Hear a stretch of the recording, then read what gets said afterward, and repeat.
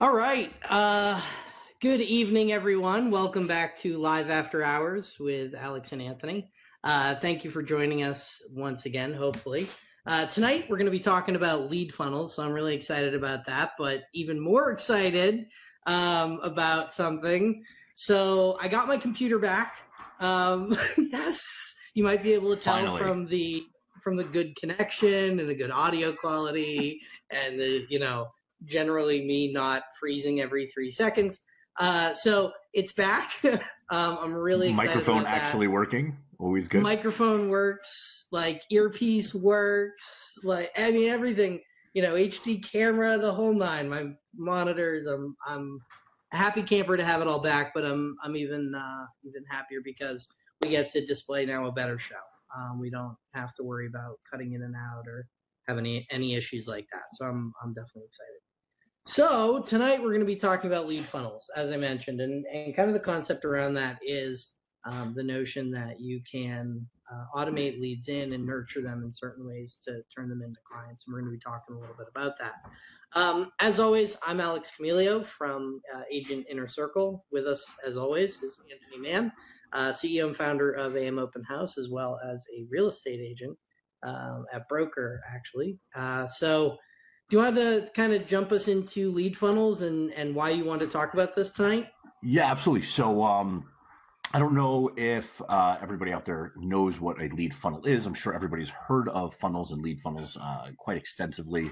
But basically what a funnel is it's a way to get leads into the top of your funnel, and it just creates a basic V, right? And basically at the bottom is where your money comes in. So what we wanted to talk about today is a little bit about what funnels are, how they work, and most importantly, the different types of funnels that people can run, whether they're using ads or already traffic that they have in their email lists and whatnot. And there's really a lot of different ways, especially for real estate agents, to take advantage of funnels in a lot of ways. And we'll give you some examples of those funnels. So myself and Alex, I know that we both knew about funnels before, but we really kind of started really focusing a lot more on funnels it was probably 6 to 8 months ago now. We read a book by Russell Brunson, and the book was called .com Secrets.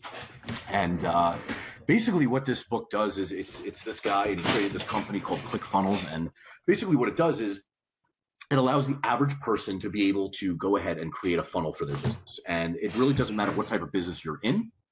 You can be a real estate agent, you can be an entrepreneur, you can sell a physical product, you can sell coaching programs. It doesn't matter. It teaches you kind of how to go ahead and build a funnel for any type of business.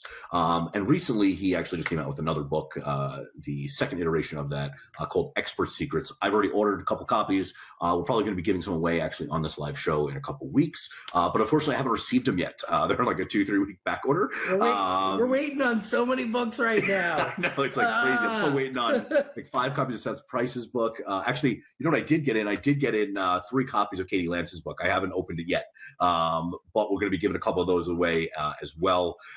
So basically, so let's talk a little bit about funnels, Alex. So there's tons of different types of traffic that we can bring into funnels, right? So what we did when we were building a social strategy, right? So we came up with a couple different ways to get people kind of know about social media and some of the things that we wanted to do to kind of bring them to our a social product. So getting people into funnels, I know you're doing this a lot right now with Agent Inner Circle.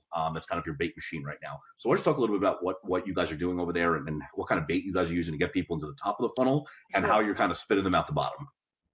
Well, I think it's kind of an interesting thing to talk about because on the one hand, like we're talking about it like bait, right? We say, oh, it's bait to get people into the site. And when you talk about it in that sense, you talk about it in a very sort of technical, almost sort of theoretical level as to what Right. bait really is, right?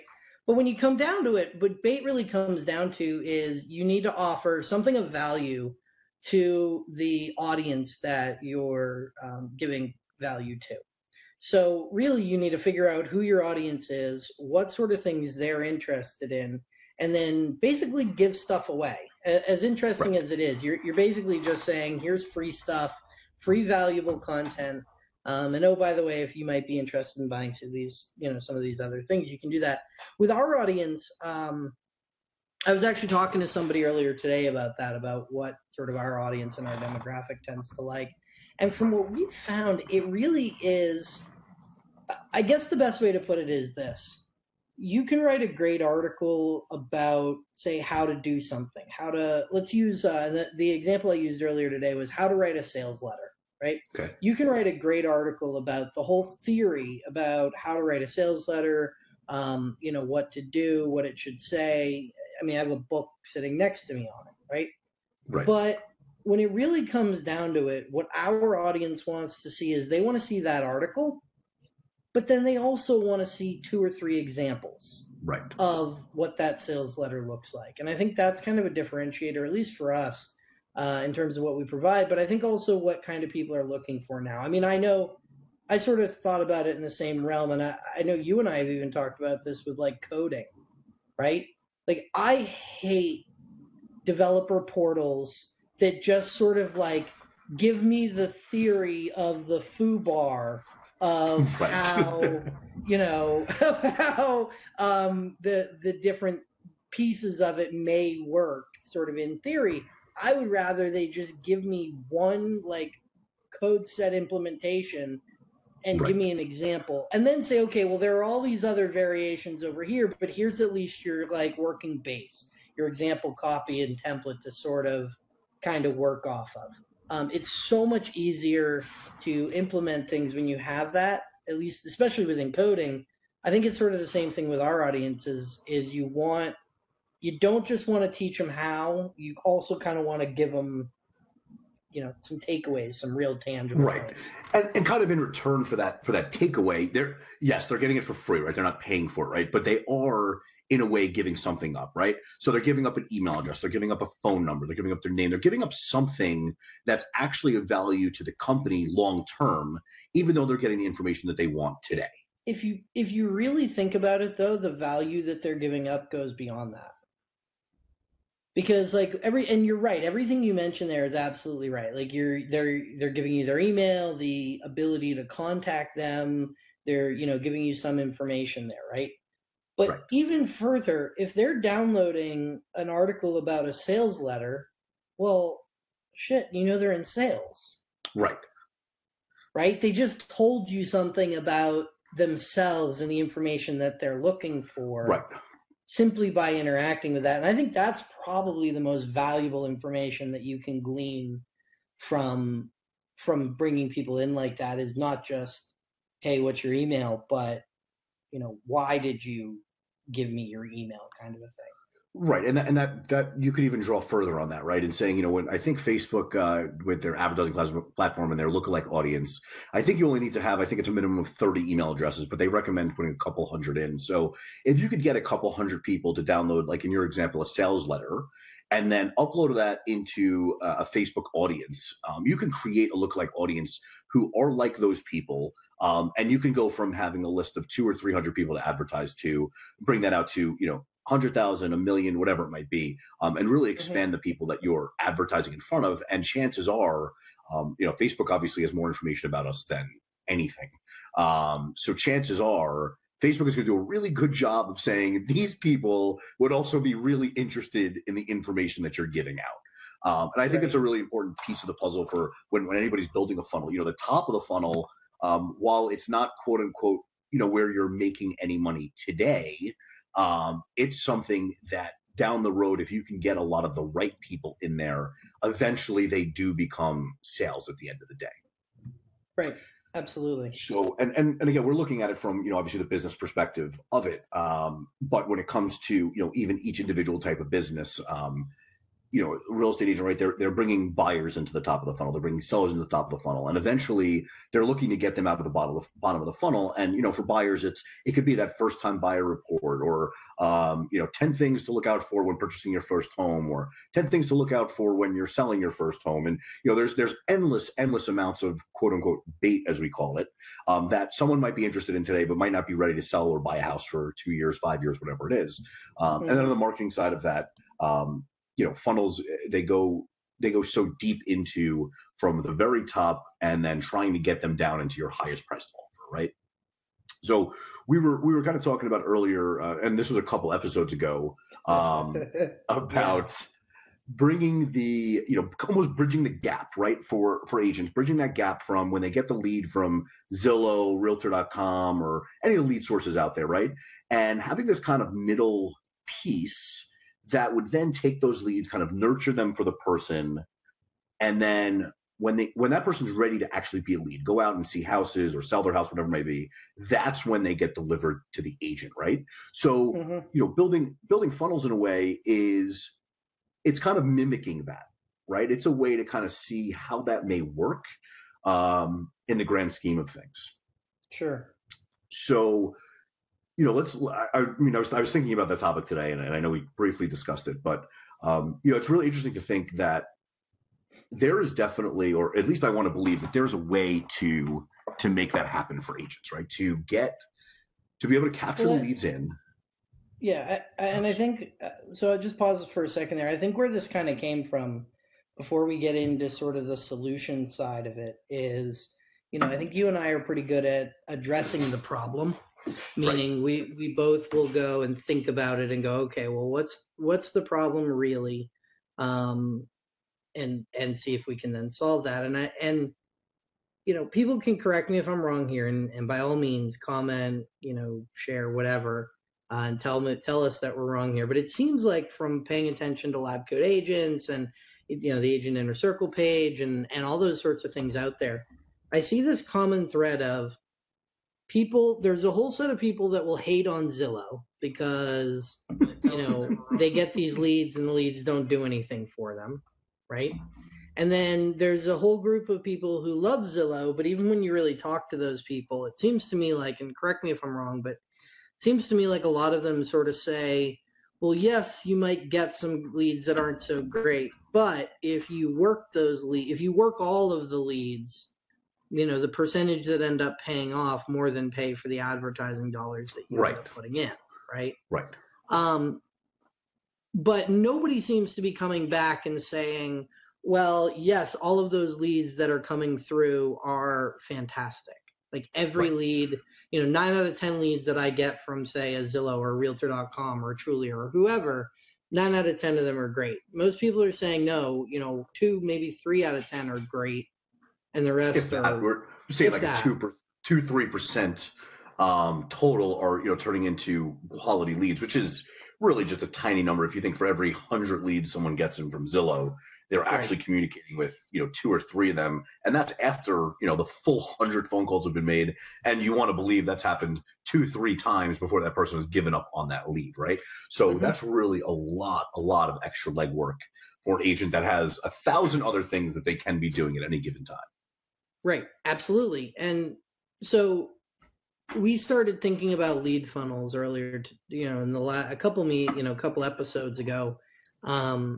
But I think, again, earlier today, you and I were kind of mentioning it and going, well, what if there was a way where you could nurture these leads through such that an agent wouldn't even see it until final step, until like the person was actually really ready to talk to you, have a conversation, talk to you on the phone, email exchange, whatever, like really kind of have that conversation with you.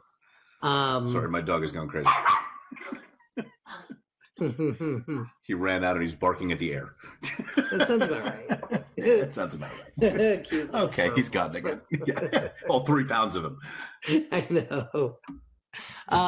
So you kind of think about it and you're like, all right, well, how do we nurture them from the point of they come in from, say, those 100 leads that you might get in from Zillow? And how do we get it down to those 2 or 3 or 4 and do that in an automated form? And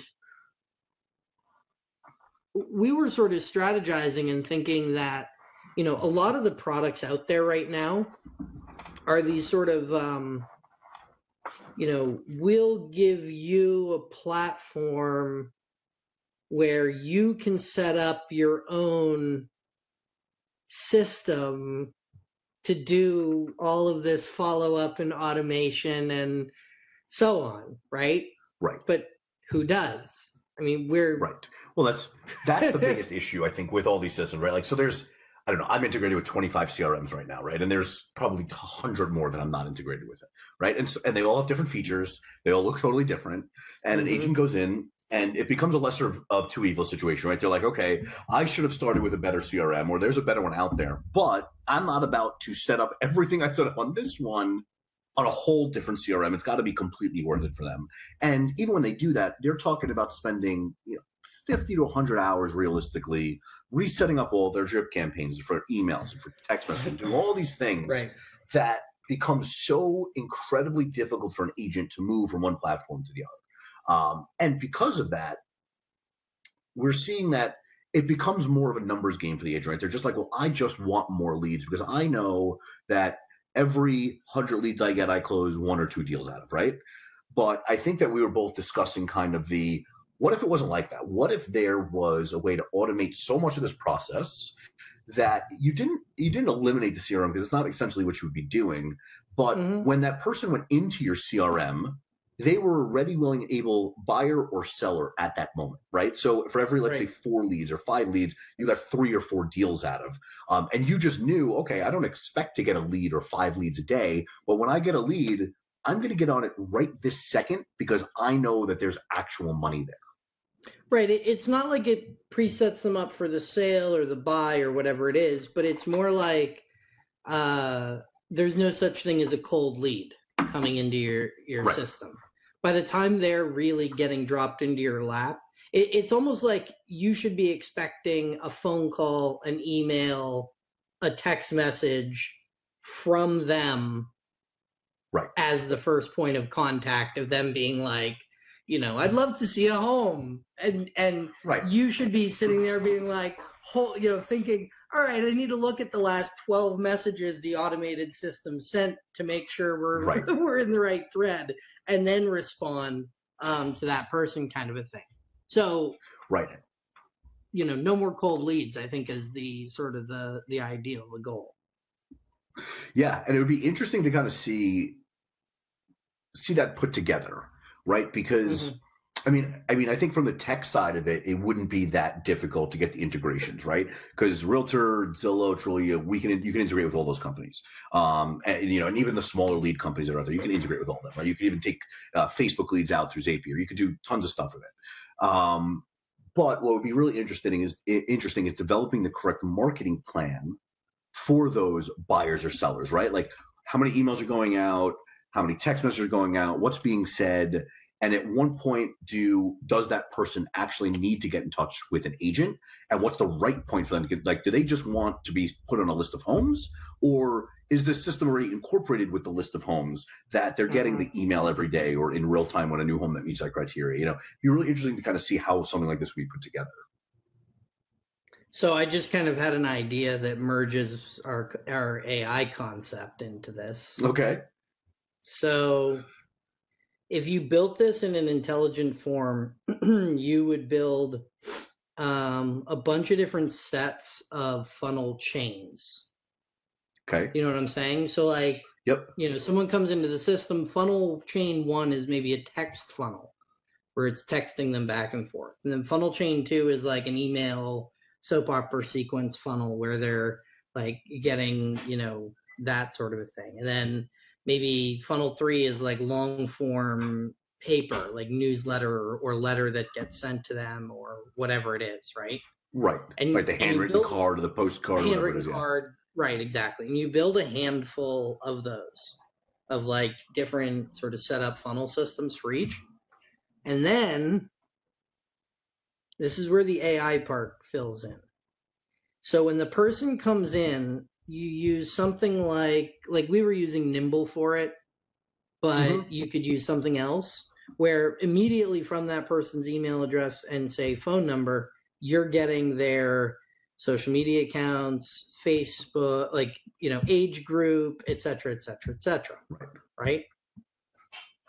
Well, then for the first run, or for maybe ever, but I would say for first runs and early, you let the system basically A/B test itself against demographic groups for funnels, which one's the best to start, which one works best, which one, whatever. So all you end up doing is throwing, like from our side, all you would end up doing is throwing new ones into the system. And then Right. it figures out like, oh, well, 30-year-olds or whatever are more responsive to text messages, whereas, this other group is more responsive to emails or whatever, those kinds of things. And then does predictive models to say, well, person X comes in this area looking for this home, looking for this, whatever. We've A/B tested against those demographics a dozen times, and our model says, this is the best, most likely path for them to go down. Interesting. So I just want to address this question here. So Gabrielle says, except if an automated system has been keeping in touch, the agent that eventually gets the lead, it will still be a cold lead to them. So I don't think you're looking at cold, warm, and hot leads quite the same way. So a cold lead would be, someone who hasn't bought anything from you, hasn't seen anything, hasn't heard from you. This is the first point of contact that they've ever made with you, right? So the kind of system we're describing is almost when this gets to that agent, this person has already received tons and tons of information. And I don't know if it would be branded to the agent, but they'd be so comfortable working with that agent because the system that they would be working through has garnered so much trust to them that they would almost look at that agent and say, okay, if you're the trusted partner that I was referred to, I'm ready to work with you. So I think these leads would come in more as like a warm. See, here's the thing.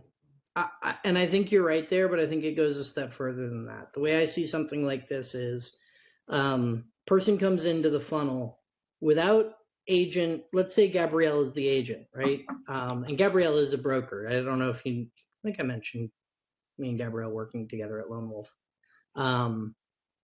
Let's say she's, the agent on the deal, right?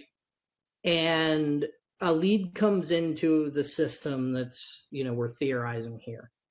Well, Gabrielle wouldn't even get a notice.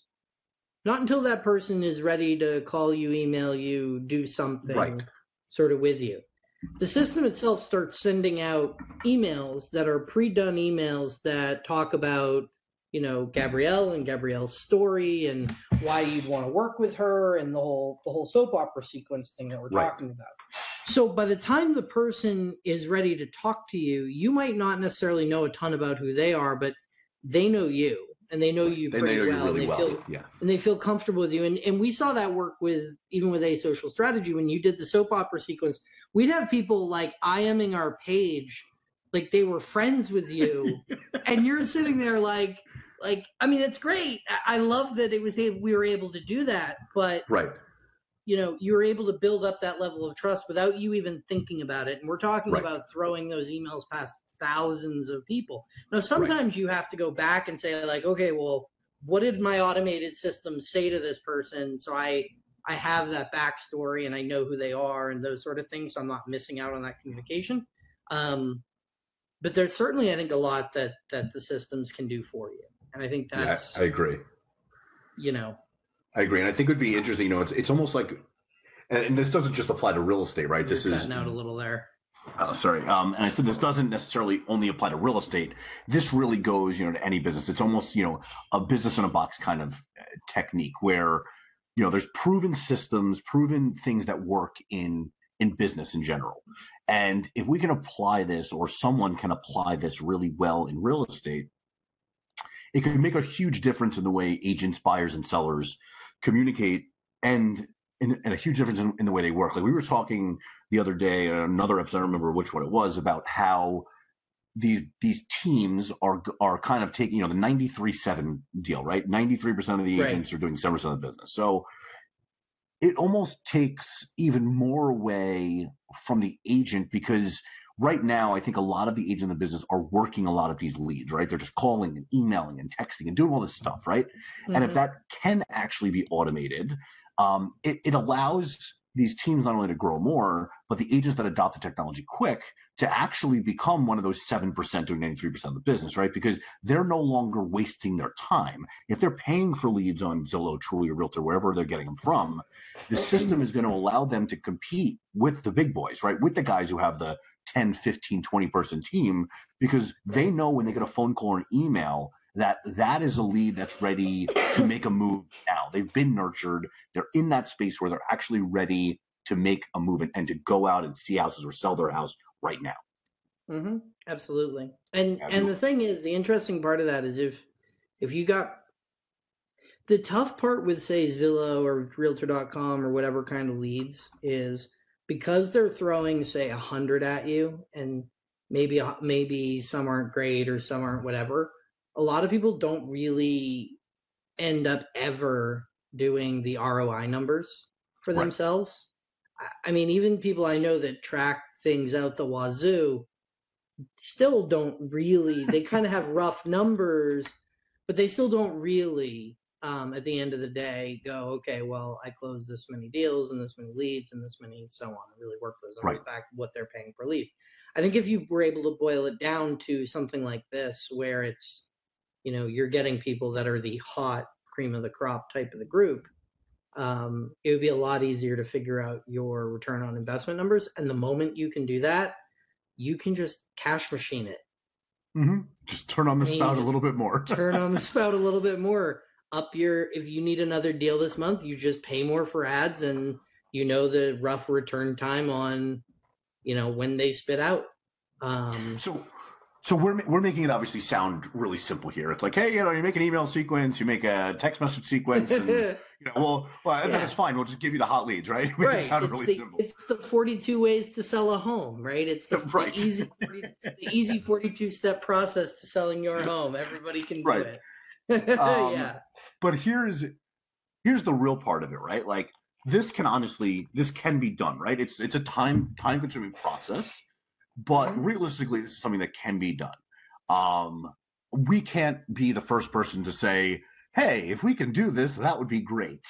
Let's play the cons of it. Why wouldn't something like this work? Do agents get scared and say, I don't only want to get 4 leads a month, even though that might be 3 deals? Maybe. They might. That's very possible, honestly. Right. Because I can see an agent being like, whoa, you give me 4 leads a month for $2,500 a month? Like, you're out of your mind, Right. Or whatever, the not 1,500, 1,000, whatever it is. But they're gonna hear such a tiny number, be like, I'm getting 1 lead a week? Really? You'd have to do some stupid promo. Like, yeah, well, you really just need case studies, right? You need to get like 50, 100 people that you kind of blew it out for, and they were like, yeah. Like, you only need 5 leads a month to close 4 deals. Right. I mean, the other thing is you do, like, if the leads are not XYZ kind of a thing, we'll give you your money back. Like, yeah, it might be crazy money a month, but that sort of thing. But I think the other part of it is, I think agents to some extent want to, it's a good and a bad thing. It's, agents in a lot of ways are entrepreneurial in that, they're out on their own. They're, kind of striking out for themselves kind of a thing. Yeah. But I think that sort of, cuts both ways in that, they can't be everything for their, like, one agent can't really at this point in time do it all. No, it's absolutely impossible. An individual agent cannot by themselves run and maintain an active blog, an active video blog, an active email soap opera sequence, an active text follow-up sequence, an active monthly newsletter. Like, we can go down the list as to all the things go on and on and on. Know, right, that we know are necessary to run a business like that. And at some level, one agent by themselves, they can still do business, but they can't take it to that level by themselves. It's just Right. impossible. So then the question becomes, well, how much is that person going to offload to somebody else?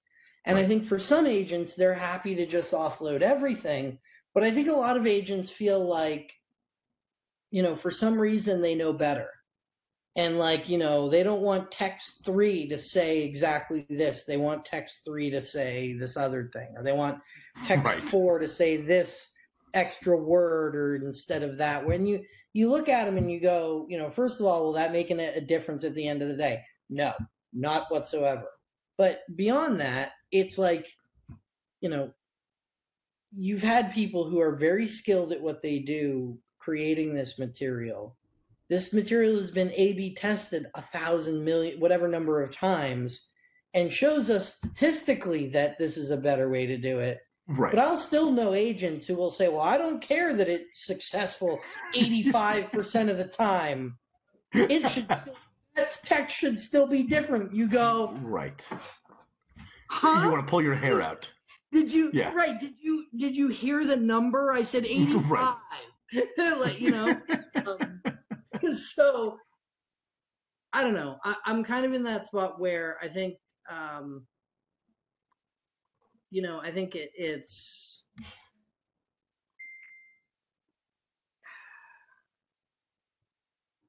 just barely like taking over too much for them. Right. Is it almost like they're like, what am I going to do all day?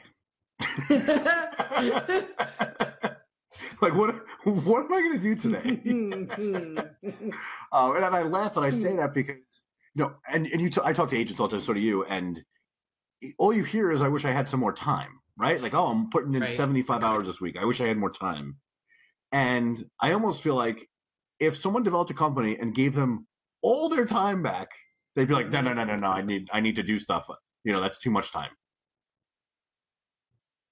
So it would be, Yeah. I feel like it would almost be too good for itself.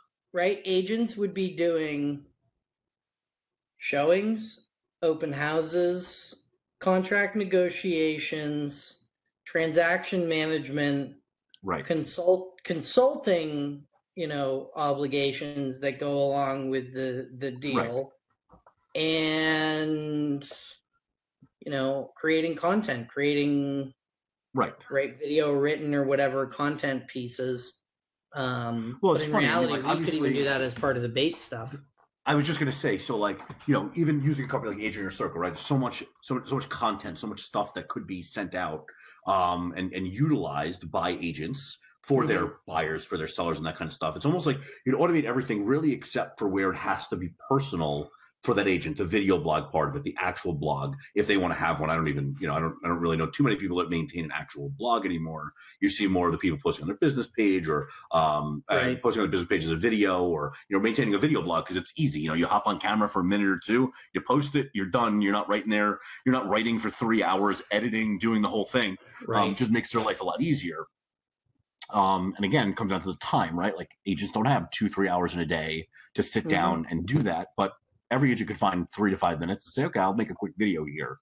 So really, just so much of the process really can be automated. And I think there's enough content out there that can be used for and a lot of the content that's out there, even though it was applicable 10 years ago, it doesn't mean it's not applicable today. It still works. It's still real. It still means the same thing. Where you have to change certain things would be different states, right? Like, some states are attorney states, and some states, the agents do all the escrow. That kind of stuff would need to be changed. But, utilizing the AI, it can be done relatively simply. And when I say simply, I mean, it'll be a lot Really to get done difficult. up front. but once it's done the first time, it's a plug and play for any agent that comes on the system, right? You're changing minor things and you're sending it out. And that's right. And that's the difference, though. I don't think it's even the way I see this being ideal is I don't even think it's a plug and play.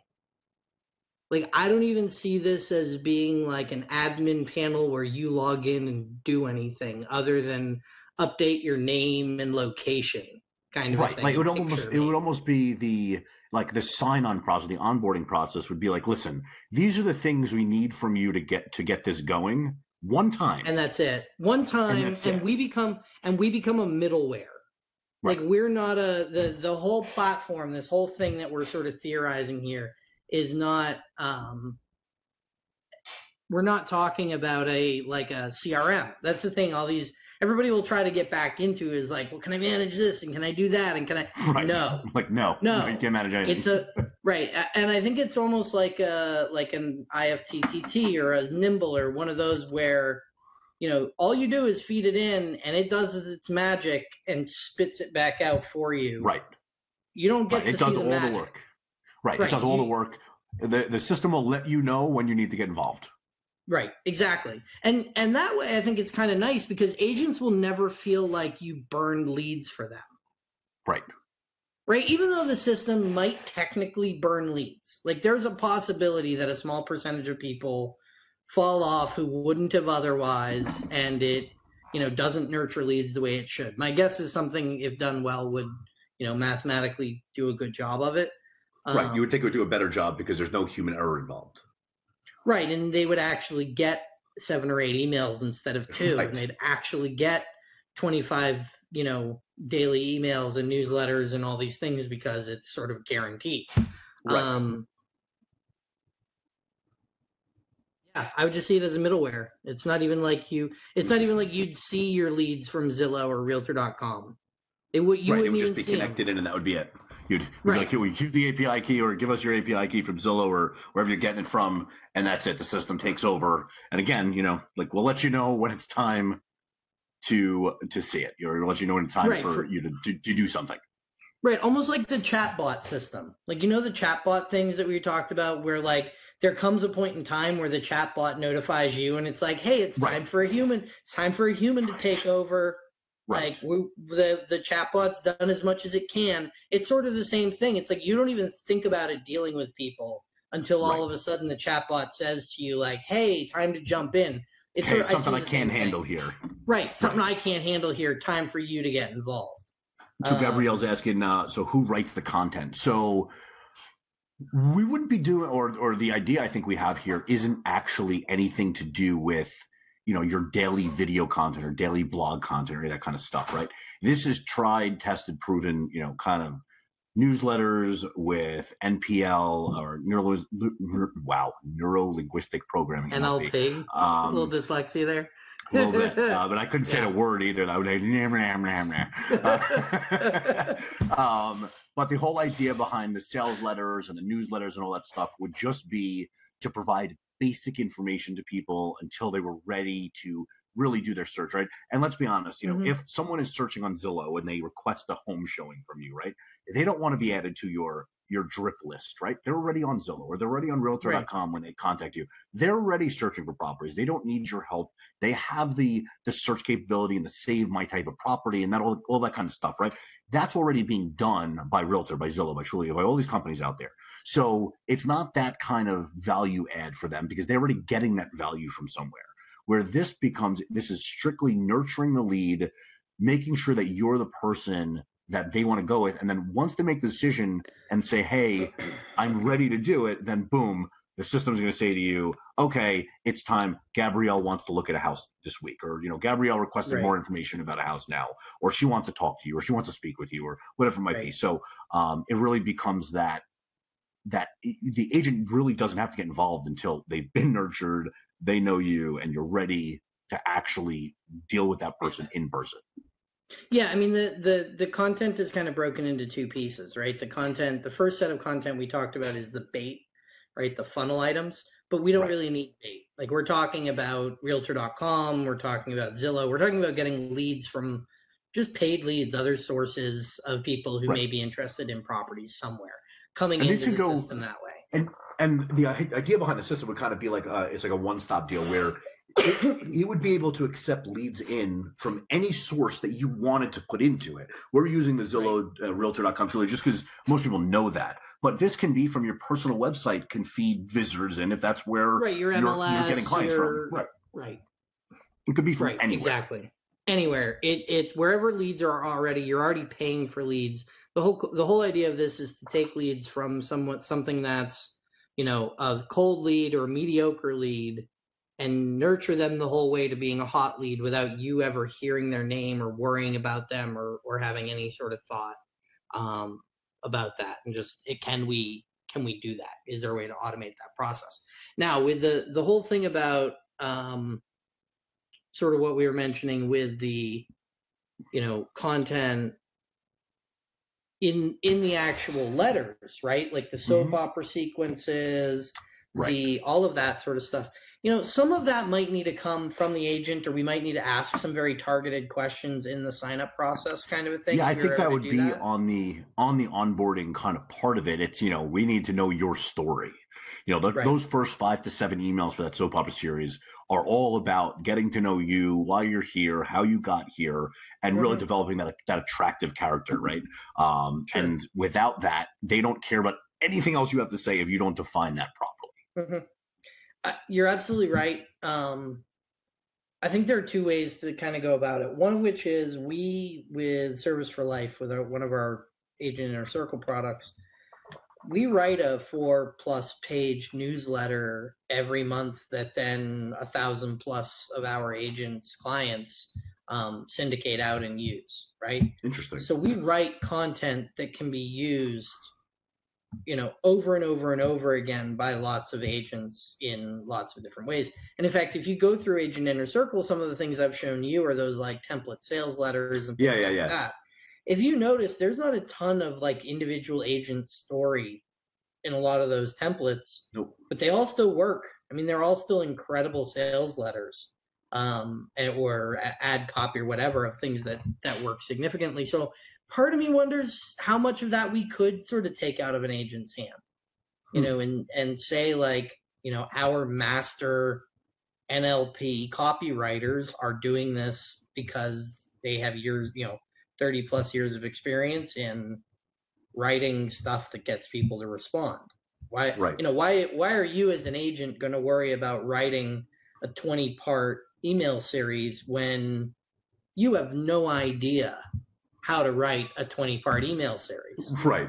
I barely have an idea of how to write a 20-part email series, and I've been studying it for a significant amount of time now. Like, I don't expect an agent to really understand how to do that. So I think some level it's almost better to leave it in the hands of the professionals. Yeah, I don't disagree with that. I do think that the agent needs to be introduced in the beginning, but I don't necessarily.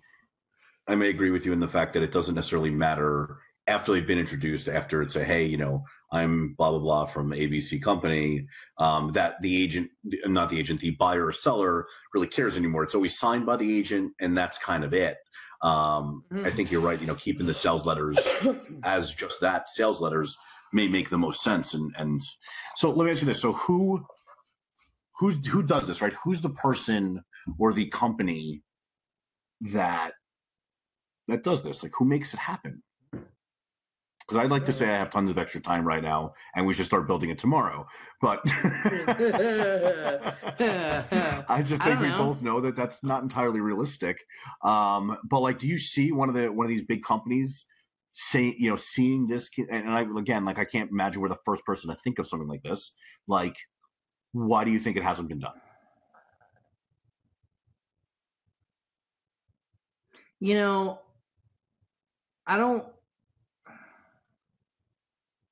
Part of me doesn't want to sound cocky because, but do we really know that this isn't the first time someone is really, I don't know that it's the first time someone has come up with a general idea about automating cold to warm leads. I don't think, I highly doubt anyone has made it as far as even spending an hour sort of theorizing about this sort of concept. Right. Where, because my guess is everybody does what is expected, which is a CRM. Right. Everybody's expecting this to be a CRM to be the solution, right? Mm-hmm. And everybody keeps trying to put that sort of round peg in a square hole. where Right. And most agents, it's like, they don't even use the CRM, and half of them pay for it and don't even use that. So right, but at every conference you go to, it's, well, what CRM are you using? What follow-up system are you using? Whatever. every conference I go right? to, there's another 4 brand new CRMs there ready to take over the real estate world. You know what I love? I love when people are like, what database are you using? And I'm like, oh, MySQL. And they're like, oh, what is that? I'm like, yeah, Oh, you don't know Jesus. it? Oh, man. We go old school. what database are you using? Oh, my God. Yeah, I mean, it's just, it is kind of crazy that every conference you go to, there's another CRM out there, but nobody's taken that next step with it and said, you don't need a CRM. You need someone to do all this for you and Right. spit it out. Right. And I've seen some firms that sort of like maybe help you set it up a little bit. Right. Like Curator does that to some extent, don't they? I'm not entirely too familiar about Curator, to be honest with you. I've met I met one of the guys there once, but I never really dove into Curator, to be totally honest with you. Okay. I think they do something somewhat similar in terms of that, but I don't think anybody has just flat out been like, we're going to take it out of your hands. Right. Don't even think about nurturing leads anymore. All you're going to do is work the leads work hot leads once you get them. Right. Like, imagine every lead you ever received was somebody calling, being like, hey, I'm ready to go buy a home. Right. And most of the time, really what it is, especially like the Zillow leads, like years ago, I used to buy them.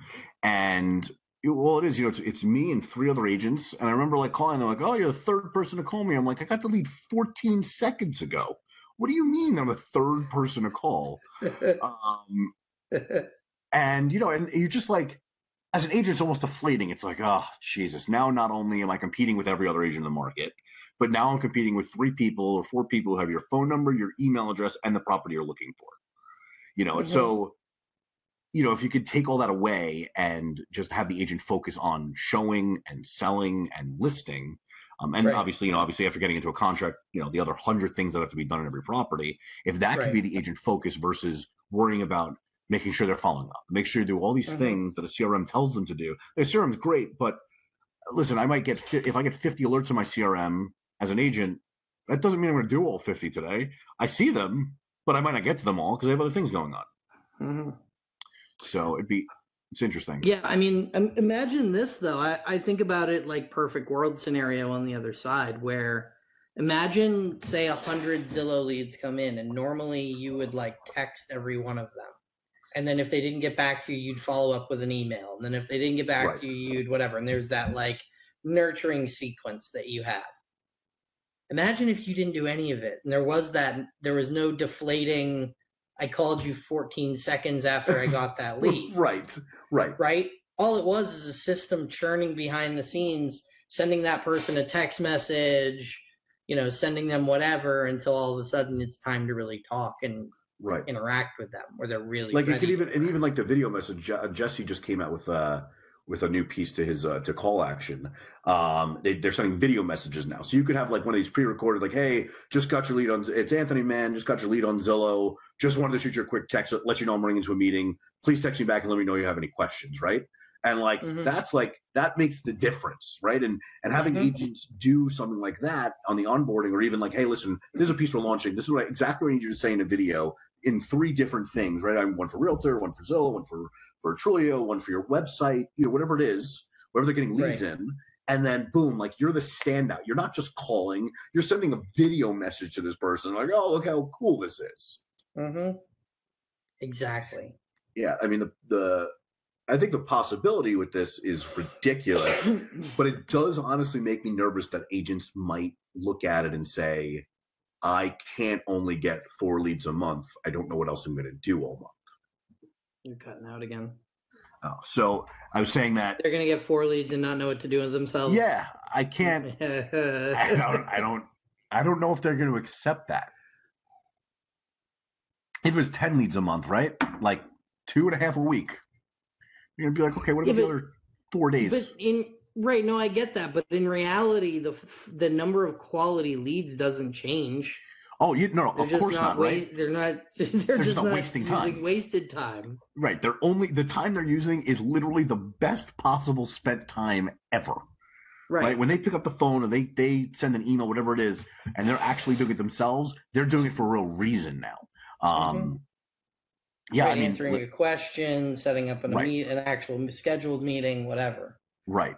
So just be interesting to see if people can get past it. So anyway, all right, we got to think about this because I think there's something here. But, yeah, there is. I mean, maybe we'll put it on the board for like 3 years from now. Yeah, I mean, you know us, we're always kind of looking for that next project. I know. And now that we've put it out into the ether here, maybe I don't know, somebody will jack our ideas like they do with other things. Hey, that's fine. Listen, just give us some credit for it and 50% of the company and we're fine. No big deal. We'll be lucky to get credit. Come on. Right, we'll be lucky. Let's be honest. First found on Live After Hours with Allison Ashley.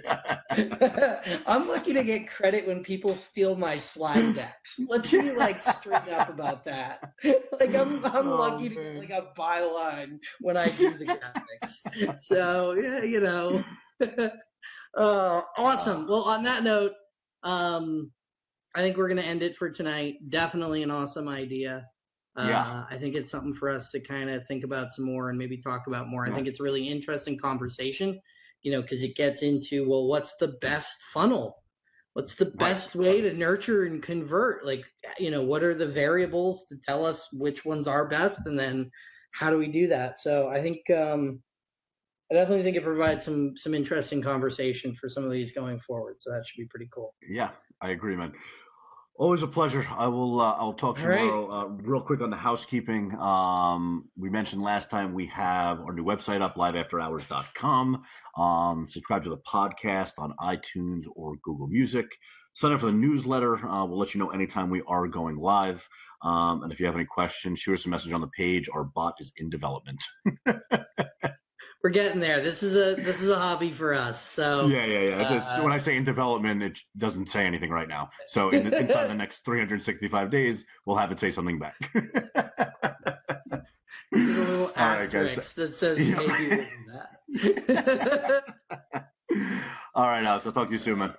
All right. Later, man. All right. Later. Bye.